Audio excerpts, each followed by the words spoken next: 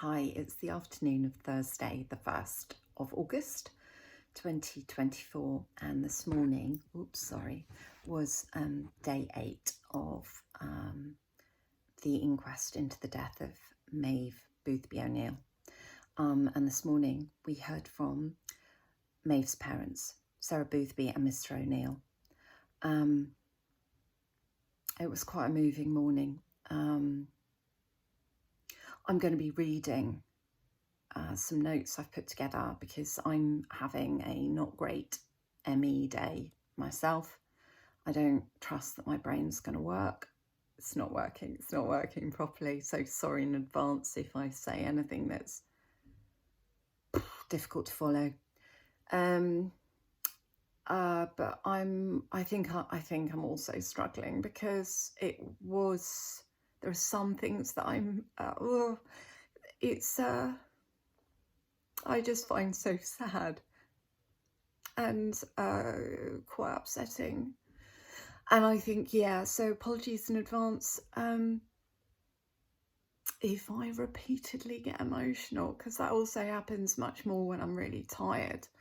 It's like my, borders to myself to emotions are not as robust as when I have lots of energy. Right, so let's kick off. Sarah Boothby started the morning session. She was the first witness, and she talks about how, in her statement, Maeve died at home early on Sunday, the 3rd of October, with those she loved around her, and she was 27 years old. Her hope, back when she wrote her statement, was that the inquest would explain how Maeve died. Her only diagnosis was ME, which is rare as a cause of death in its own right.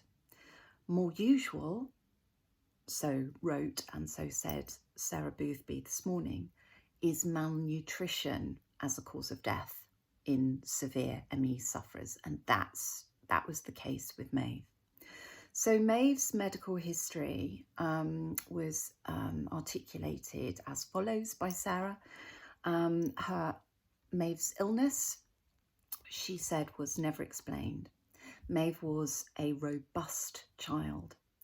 Her symptom onset was slow. It started when she was 13 with low blood pressure and fatigue. Maeve started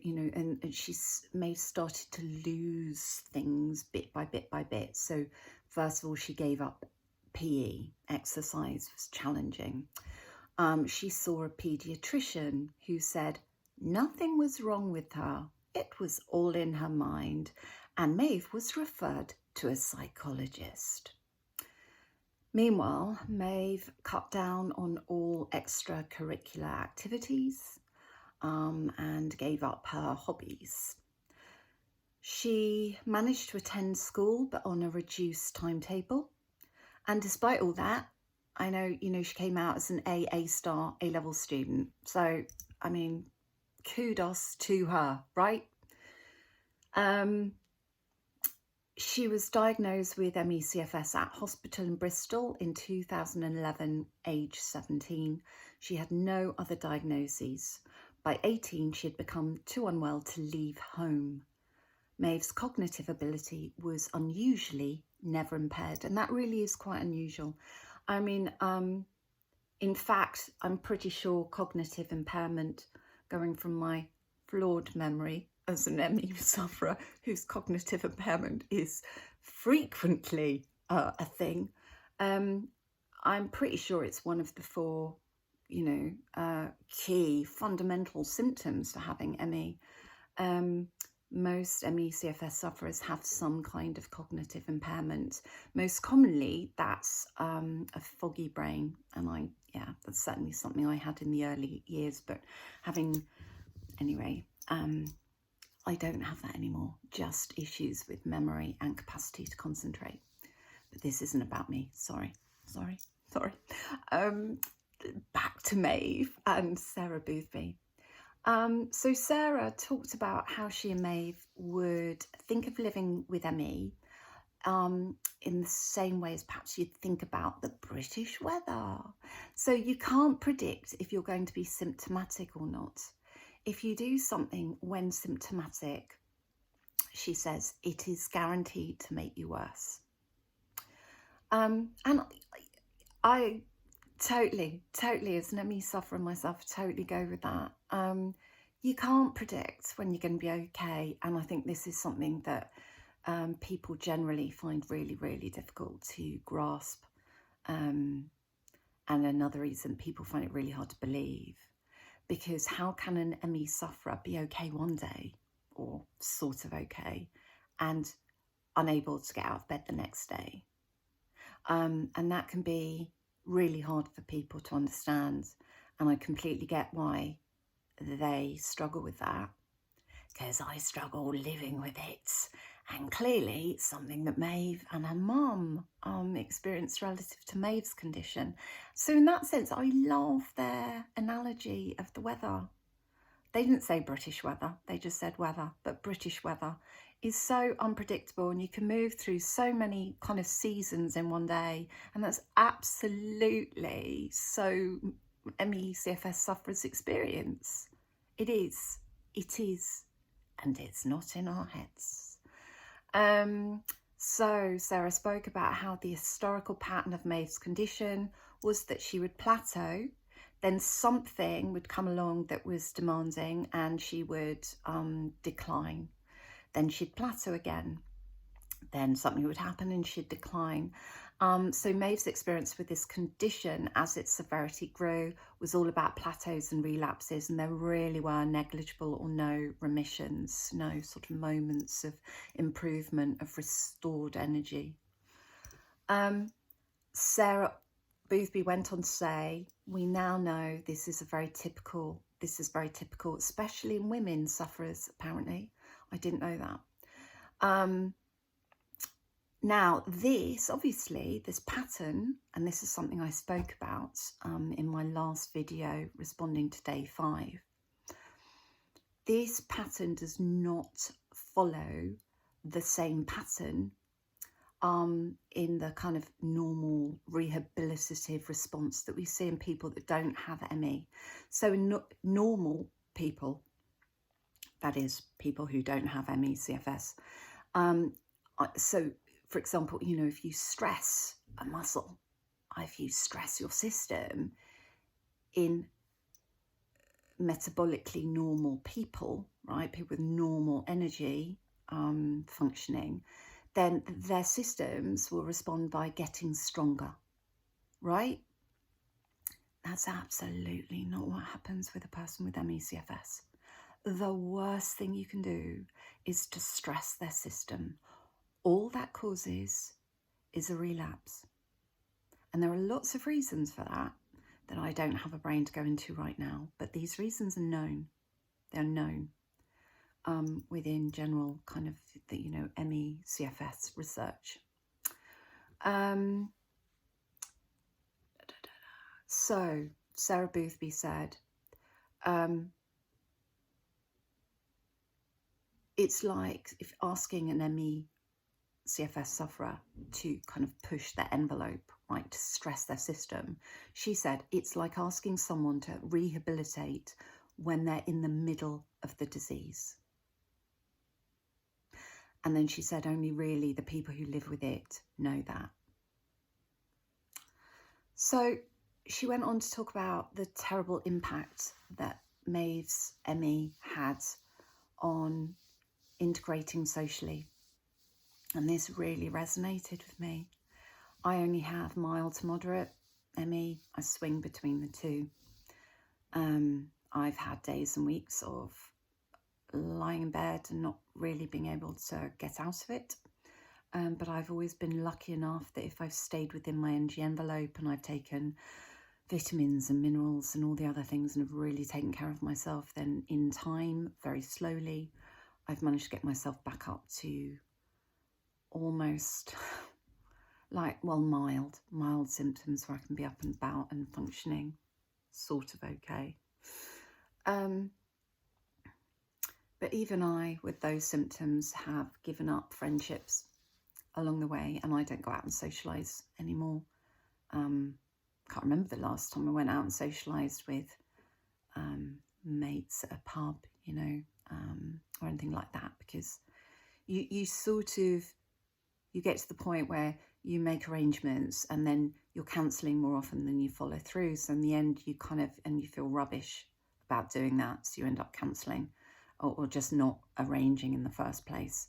And people lose faith with you, and you don't have the energy to phone them anyway, and you don't have. So all of the relationships start to go. Now, in Maeve's case, with her severe ME, just having the presence of a person in the same room with her came at an energy cost. So I don't know for how long, but certainly many months, and my sense was years, Maeve and her mum simply stopped having people round at the house. So there was this extreme social isolation. Maeve was lonely.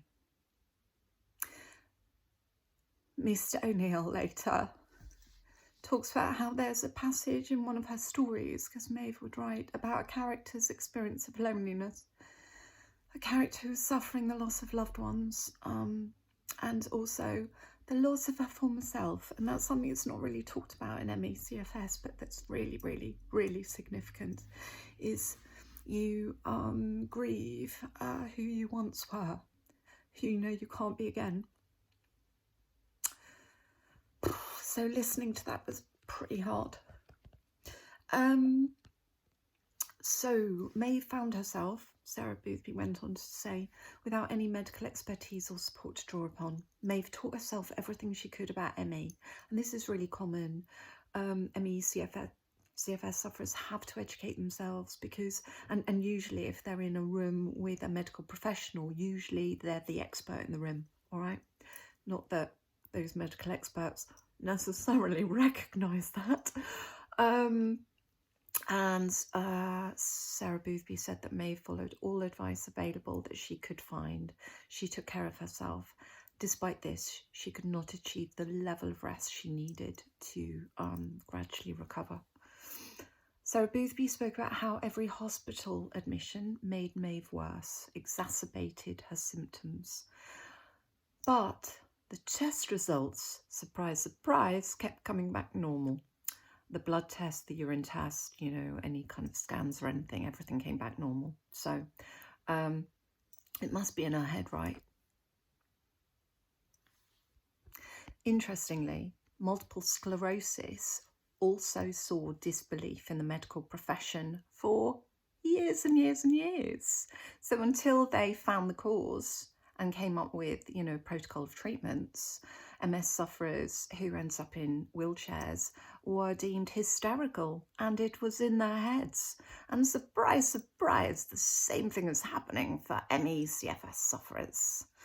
So Maeve apparently shared her thinking and fears with her mum. She said to her mum, I've been tested before and was always found normal, and it's exhausting, and any treatment, she wanted any treatment to be around nutrition and hydration, because she knew if she went into hospital, they would test her and test her and test her, and it would come back normal, those results, because there is no biomedical marker for ME CFS. But each test would exhaust her, and she knew this before she went in. She knew this would happen. And it did. And all of those tests, of course, that come back normal, only confirm doctors, medical professionals' opinion that this is primarily a behavioural and psychological condition, which it's not. If you suffer from it, or you know somebody who does, you know, you live with them, you know them really, really well, you know it's not in their heads. But try telling that to the medical profession. But it got to the point where Maeve actually asked her mum, do you think I'm making it up to her mum? Because she had been so disbelieved for so long.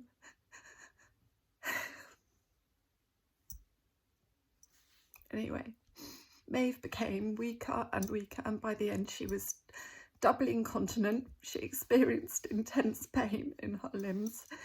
She would lie in the dark with no sound. She could not sit up. She could not suck. She was hypersensitive to touch.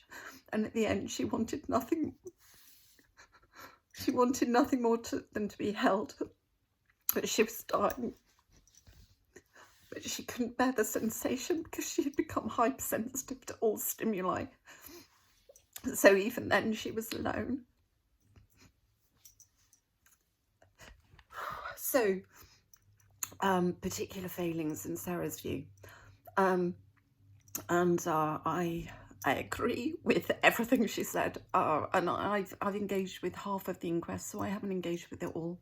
So I have had a partial view, but from what I've seen, I'm with Sarah Boothby, with her identification of particular failings. For her, communications could have been better. I'm completely with her. That's communications between doctors, nurses, the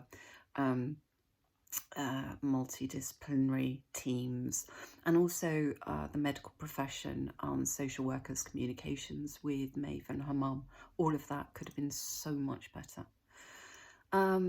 She said, Sarah Boothby, I think this is bang on as well, I think the knowledge of what ME was too weak in that team of people. Had they involved the ME specialists or the advocate from the 25% charity, which I think Sarah Boothby brought in, they might have increased the knowledge base. There was no specialist consultant. Apparently Dr. Shenton, who was Maeve's GP in those final months, spent a lot of time trying to find one.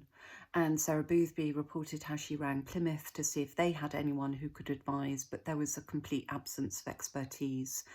And then Sarah Boothby said, quote, until people know what ME is, they can't make any kind of, secure clinical judgment. And again, this is something I spoke about in response to day 5 and the doctor's risk-benefit analyses, which, the whole exercise was fundamentally flawed because they simply didn't understand the first thing about how ME works.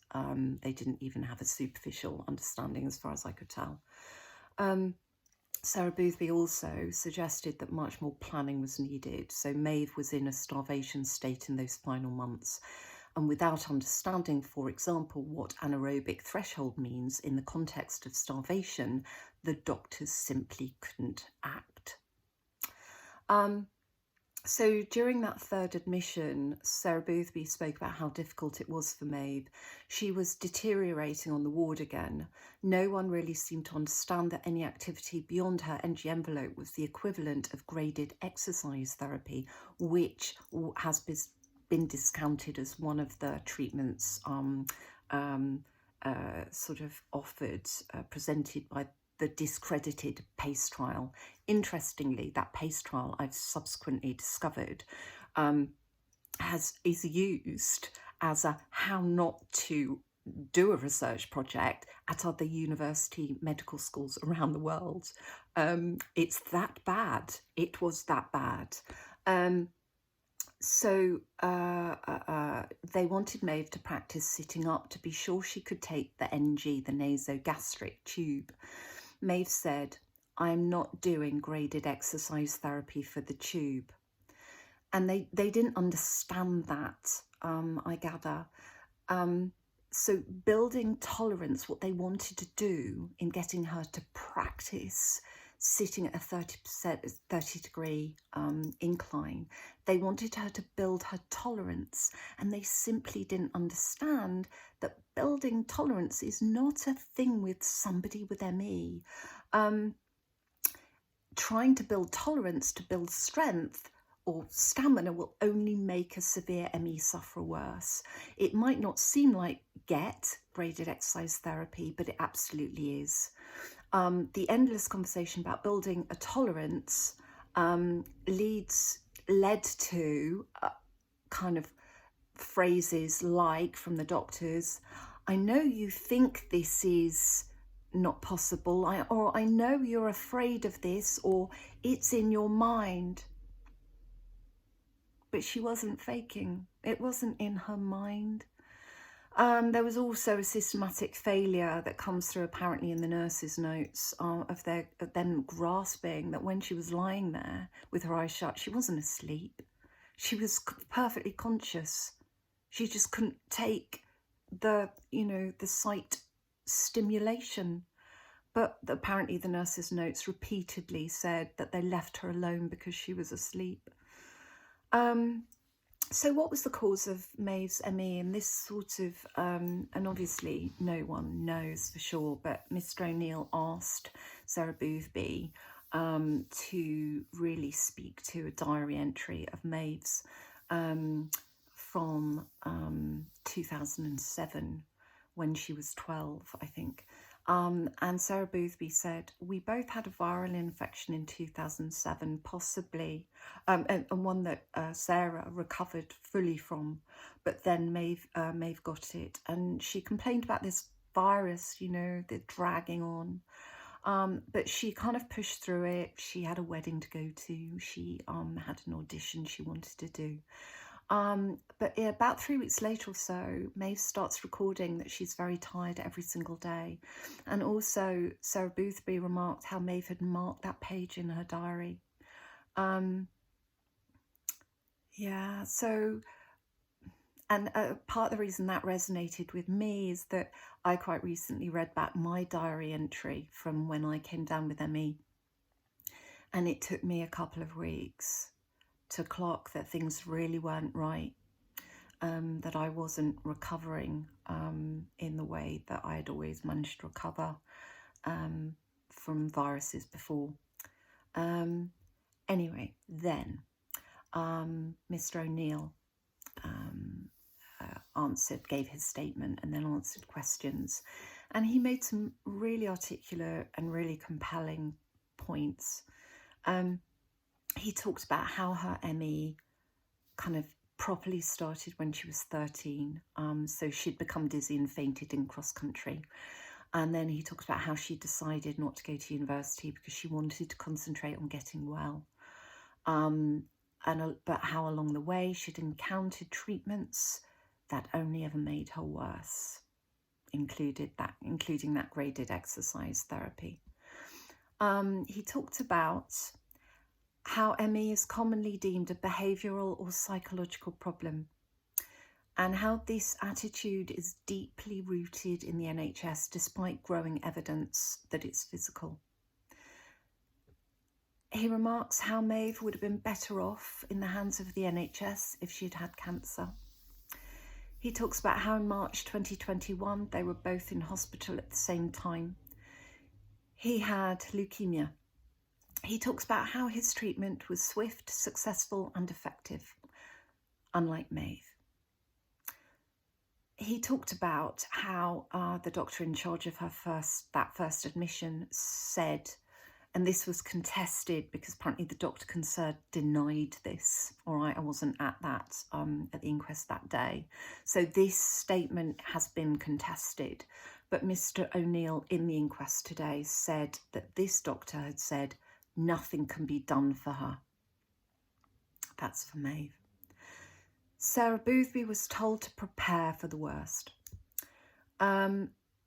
There was a blunt refusal, said Mr. O'Neill, to treat an acutely ill young woman, and he found this deeply discriminatory.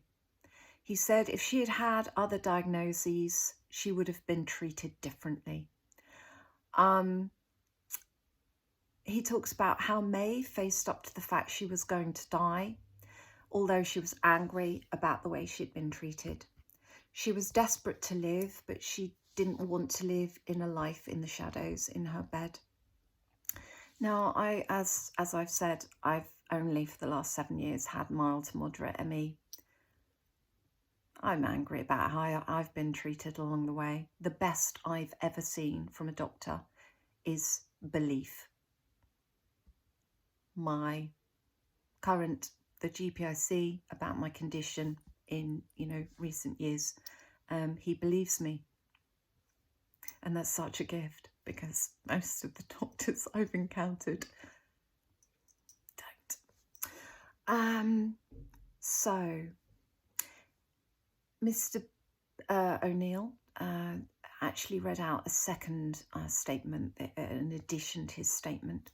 He said, "I believe Maeve's death cannot be viewed in isolation from the prevailing view ME is a psychological condition that's stigmatised.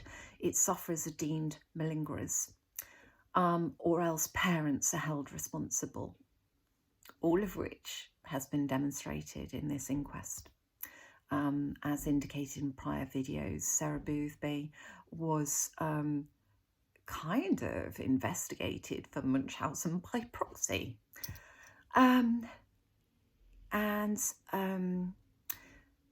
Mr. O'Neill refers to Sir Simon Wesley, who is apparently an eminent, experienced psychiatrist who's now on the board of NHS England. And Mr. O'Neill indicated that in a public lecture in the 1990s, Sir Simon Wesley said that ME is simply a belief one has a condition called ME. And this view, Mr. O'Neill said, underpins the PACE trial. And even though it's been discredited, that belief persists. And in fact, I read an article that made me absolutely incandescently furious in The Observer, just gone on Sunday, that perpetuates this belief. So even when the PACE trial was discredited, Mr. O'Neill remarks how this discreditation was met with fierce opposition from various prestigious medical societies, and how their view, still the dominant view, belittles the condition and its carers. He said, "I'm trying to say I do not seek to blame doctors at the Royal Devon and Exeter Hospital." He says few have had any training. There are no known successful treatments. He says most medics will have been exposed to the orthodox view, that is, that ME is a belief, not a physiological condition. And then he admits to having felt his own scepticism. He talks about how I don't know specific dates, but there was clearly a point where Maeve could no longer tolerate visitors, and that included her own father, and how at that time he was sceptical, and his frustration with her and her mum fractured his relationship with her to his regret. He talks positively about the Decode ME research project that's currently, I think, happening, where they're searching for genetic traits that make certain people vulnerable to ME. And he also hopes that the inquest will contribute to a shift in attitudes and greater attempts to understand ME. And then he reflected on whether or not things would change. And I want to, before I come to what he said about this, I want to reflect on this really important question. And my own view is that I don't see how.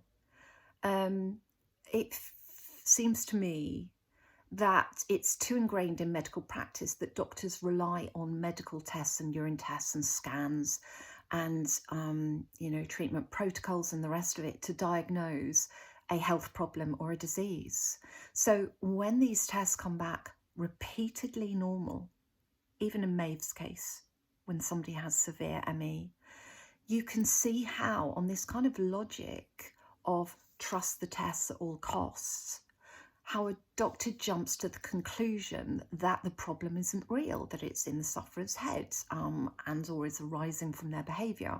So given this ingrained over-reliance on test results, in my view, until they actually find a cause for ME and a positive biomedical marker for it, I honestly can't see how anything is going to change.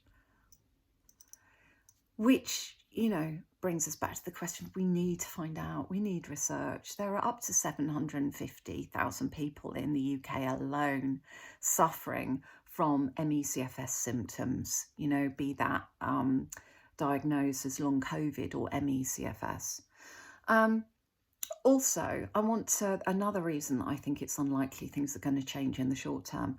Look at what happens when any doctor strays from this kind of conventional treatment protocol, which is it's in your head, right? CBT. I'm aware of at least one doctor who's been a powerful advocate for and support to thousands of ME/CFS sufferers, including me, right? The reason I've got myself into mild ME from moderate is thanks to this doctor. And the doctor in question is Dr. Sarah Myhill. However, right, so I think she's incredible and I am so grateful to her. But in sticking her neck out, she has brought herself to the attention of the General Medical Council. And in doing so, in breaking protocol and in consequence of treating her patients with vitamins, minerals and natural therapies, because that's what she does, she has subsequently been taken to court by the GMC 38 times and suspended from its register for her advocacy of vitamins, minerals and natural therapies. So I can't help but wonder if she might be onto something when she writes the following on her website. She writes, "In suspending me from its register for my advocacy of vitamins, minerals and natural therapies, the GMC has demonstrated how it is controlled by Big Pharma. General medicine has been reduced to symptom-suppressing, pill-popping, and doctors have become glorified prescription medicine dispensing automatons. By its actions, the GMC is bringing the medical profession into disrepute. It is no wonder that our glorious NHS is in decline. Doctors are no longer allowed to doctor. Any doctor who strays from this pill-popping path risks GMC persecution, loss of job, career and security. I strayed from this path in 2000 when I started to use natural remedies in my practice of medicine, and this is when GMC persecution began. Since then, the GMC has investigated me on 38 occasions involving 7 interim order hearings and 1 non-compliance hearing, all of which I won," writes Dr. Myhill. "One reason that I kept on winning was iterated by the GMC's QC, Mr. Tom Clark, when he stated, quote, 'The problem with the Myhill cases is that all the patients are improved and all refuse to give witness statements.'"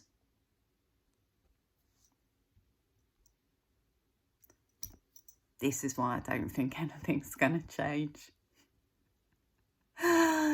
I think Mr. O'Neill is right when he indicated this morning that, and I'm paraphrasing horribly, but when large institutions and powerful people do not have a great history of reflecting critically on their beliefs, behaviours and structures, they are more likely to double down and defend their existing position. And I think he's right. I think the attitude of Dr. Prague last week in answer to the question, would you do anything differently given Maeve died? She said no. I think that's fairly indicative of what's going to happen here.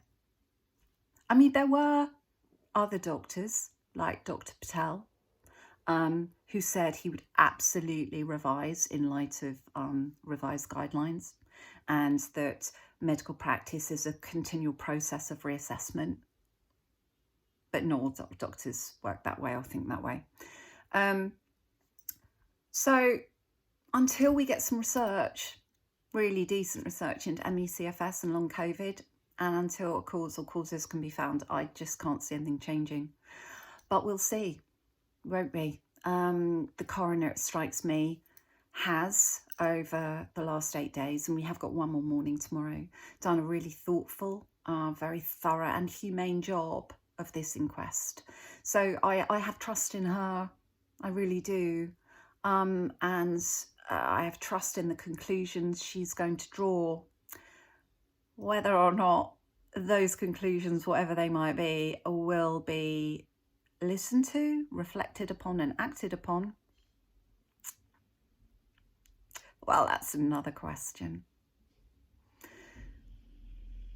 as always, my heart is with Maeve's parents. I am so sorry you experienced this. Take care.